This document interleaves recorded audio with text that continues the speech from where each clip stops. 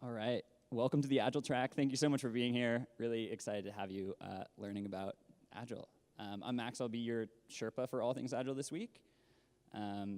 Just a reminder to use your apps, rate your presenters, give them a review. It really helps them. I met Joyce at, of all things, an Agile conference.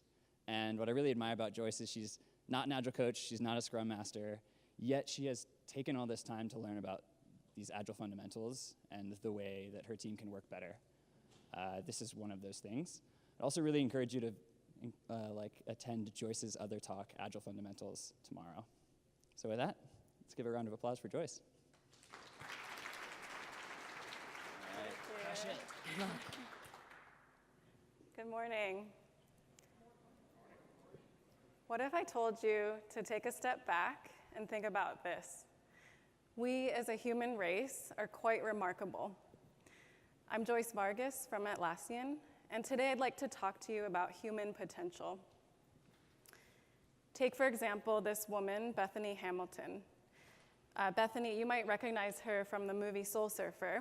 She grew up in Hawaii, and her passion was surfing. And when she was 13 years old, she went surfing, and a tiger shark attacked her. Fortunately, Bethany survived, but she lost her left arm from the incident, and everyone thought her surfing days were over. But just 1 month after surgery, Bethany was back in the water, and she was determined to surf again. But she had to start over from scratch, and it wasn't easy. She fashioned this makeshift board with a handle on it, so she could pop up and stand with just one arm. And she learned to paddle twice as hard and kick more to make up for the loss of her arm. As you can imagine, it was a challenging journey of blood, sweat, and tears. Yet slowly but surely, Bethany retaught herself how to surf. And today, Bethany Hamilton is a professional surfer, competing in the World Surf League amongst the world's best. And she's made some impressive accomplishments. In 2016, she wowed the surfing world. She actually didn't qualify for the Fiji Women's Pro, but she was able to compete as a wild card. And so she competed, and she made headlines when she beat a 6-time world champion and the top-ranked female surfer in the world at the time. It was a complete underdog story, and it blew everyone away.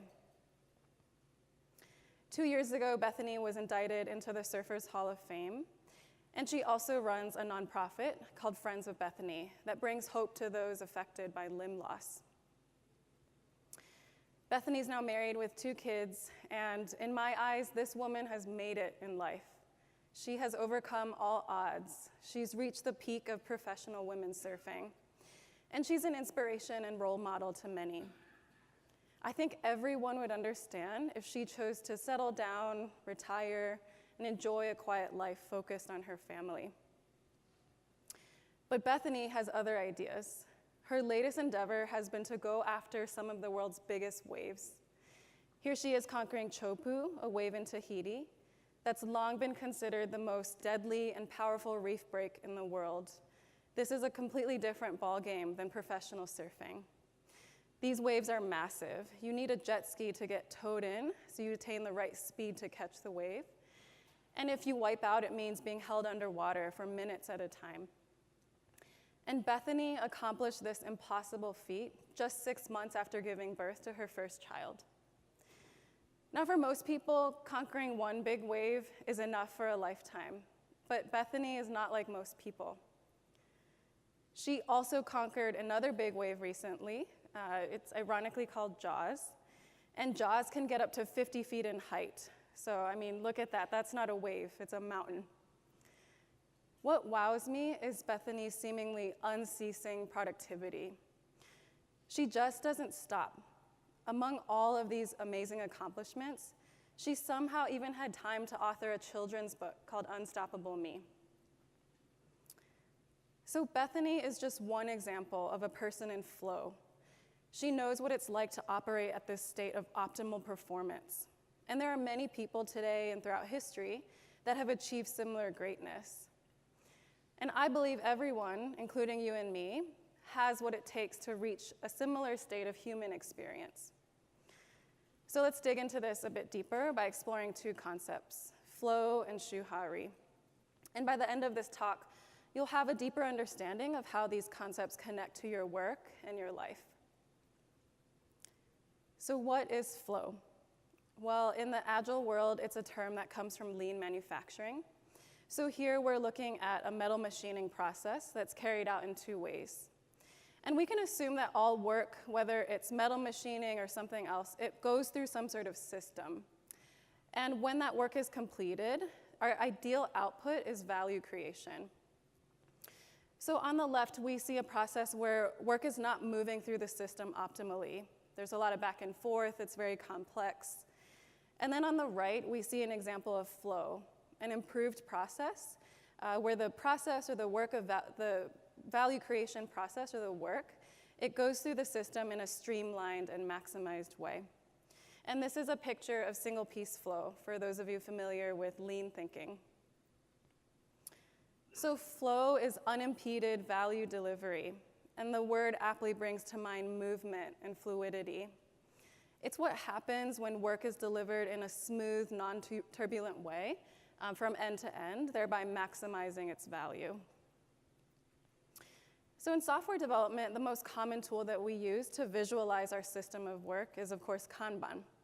And our work moves through this pull system, column by column, and our aim is to create value as a result. A team that's not in flow might look like this. So they'll have many dependencies and large batches of piled up work that get blocked or stalled, and value and quality are compromised. On the other hand, a team that is in flow might look like this, where your work moves through the system piece by piece, unimpeded, at a sustainable pace, with great efficiency. And Kanban is a tool that we use that can help us visualize and expose impediments so that we can remove them. And then we do agile practices like daily stand-up, also designed for us to surface impediments so we can remove them. And the goal of all of this is to induce flow through our system of work. We see a great example of flow played out in the movie The Founder, which if you haven't seen it, it tells the story of how McDonald's invented fast food, which is of course a concept that we find everywhere today. So in the movie, the McDonald's brothers used chalk to draw their kitchen layout on a tennis court, and they rearrange the layout over and over until they figure out the optimal burger delivery flow, that is unimpeded value delivery. And after 6 hours of doing this, they cut down the time to deliver a burger from 30 minutes to 30 seconds.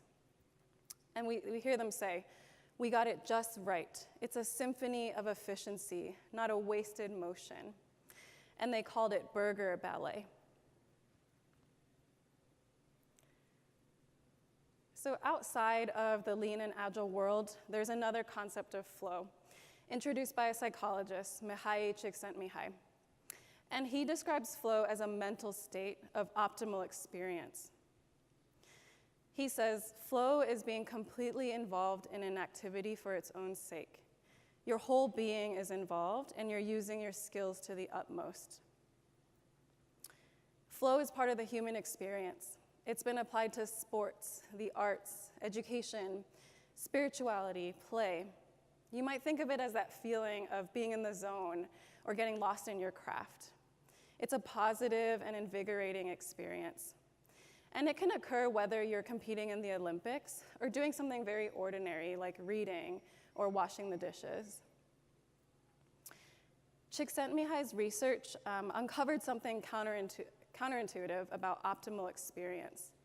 So unlike what we might think, he found that the most enjoyable moments in life are not the moments of leisure and relaxation. Rather, these most enjoyable moments, they're the ones that are full of challenge and even pain. Csikszentmihalyi developed this model of psychological experience. So for example, if you're doing something that is not very challenging and it doesn't require much skill, then you might feel apathetic about it. Or if you're doing something that is very, very challenging, but you don't have the skills necessary to accomplish it, then you end up in this state of anxiety. Now, to attain flow, we want to move towards the top right of this chart, And as we go through that channel, our levels of skill and challenge are relatively equal until they reach this high or this optimal point. And this is where flow happens. So very much like Bethany conquering a 50-foot wave, it's very challenging and requires immense skill. So we've looked at flow through two lenses, one in the sense of unimpeded value delivery, a smooth, non-turbulent workflow, and the other in the sense of optimal mental and emotional experience. Well, we're human, and I think we experience life through both doing and being. So flow to me is a combination of the two, with one inevitably leading to the other. So when I improve my performance and I do stuff in an unimpeded way, then I experience this optimal state of being, this sort of mental and emotional high. And this is good news because in an agile context, it means when I get better at the way I work, I can expect mental and emotional gains. I'll experience a passion and enjoyment for my work when I can produce value in an unimpeded way. So how do we get ourselves into this state? Well, we do it by learning, and that brings me to Shuhari. Shuhari is a Japanese concept that describes the journey of learning to mastery, or you can think of it as from low to high levels of skill and challenge. Shuhari can be applied to any learning journey, so let's use music as an example. So at the Shu stage, I'm a student. I may have never played an instrument or done any music before, and so I'm learning how to read music. I'm learning how to play my scales, and I'm doing a lot of repetition and practice and following instructions. And then I reach Ha, and at this stage, I can now read music, I can play songs, I can start to perform and even develop my own performance style. And then I reach Ri. This is the state of mastery. So I'm no longer a student, now I'm a master, I'm the teacher. And I can do things like conduct a symphony orchestra or even write my own music. And through this learning journey, I move from a state of merely doing to a state of being, where I've become a musician. So we can think of it as Shu Ha Ri, follow the rules, break the rules, be the rules. So when you're at this state of mastery, you're literally inventing new ways of creating music. And when it comes to practicing Agile, many people expect to get to Ri immediately. And when they don't see increased efficiency and flow and mastery happen right away, they resolve that Agile doesn't work. But Agile adoption is like any learning journey. It requires repetitive practice and investment and due diligence. And it needs to be learned. And it can often feel painful before it feels successful. Okay, great. We can all agree that learning is good and flow seems like a desirable state to be in. So how do these two fit together? Well, going back to this learning journey, you might think that flow is attained at this Ri level, this level of mastery when you've spent years invested in your craft. But flow can happen at both a macro and a micro level. So micro cycles of Shu Ha Ri can happen within each stage of learning. For example, at the Shu stage, when I'm learning my scales, I practice and get better, and I get to a point where I master my scales, even though I'm still a student. And so I grow from learning to mastery at this micro level. And as I become a master within each stage, I experience flow throughout my learning journey. And this cycle can be broken down indefinitely. And this is what continuous improvement looks like. It's this unending cycle. Because learning by nature is never ending. There's always more to learn, and there's always more growth you can attain. So flow is not this final destination. It can manifest itself and continue to occur throughout your learning journey. When it comes to life and our software development projects, we all have ambitious visions, like the graphic at the top of the screen. But we all know our reality is never smooth. It looks more like the graphic at the bottom. And I don't think we'll ever find or reach this ideal state like what you see at the top, because in reality, our roadblocks, they don't just go away. But imagine a video game where you're jumping from platform to platform, you're dodging obstacles, and as you play, you gain mastery over the game. You get better and better. And you get to this point where you can breeze through it with skill and agility, even though the terrain hasn't changed at all. So similarly, we can attain flow not necessarily by changing the landscape of our work, but by getting better at removing impediments or overcoming them. And Agile is designed for this kind of flexibility in a changing environment.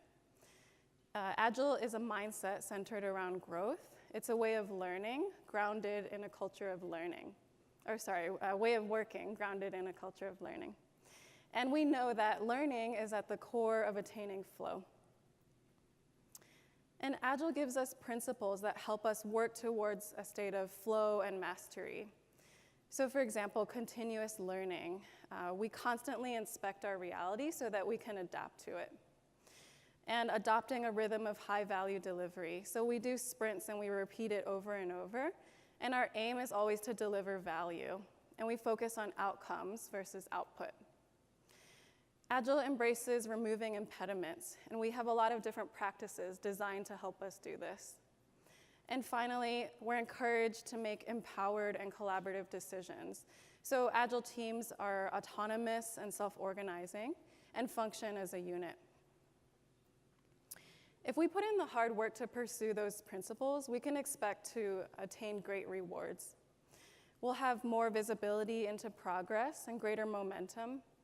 Our work itself will be higher quality with more value and fewer defects.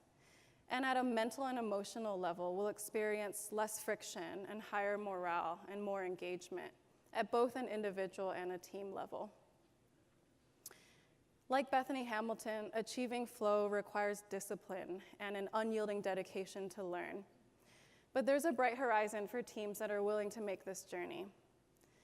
Flow and Shuhari are ongoing concepts. As each of us creates value, doing so breeds more value. So there's only so much I can cover in 15 minutes, so I invite you to chat with me afterwards or connect with me online. And as Max said, I'll be doing a breakout session tomorrow if you want to dig a little deeper into this stuff. But join me in this journey of continuous learning and optimal experience, and let's ride this wave together. Thank you.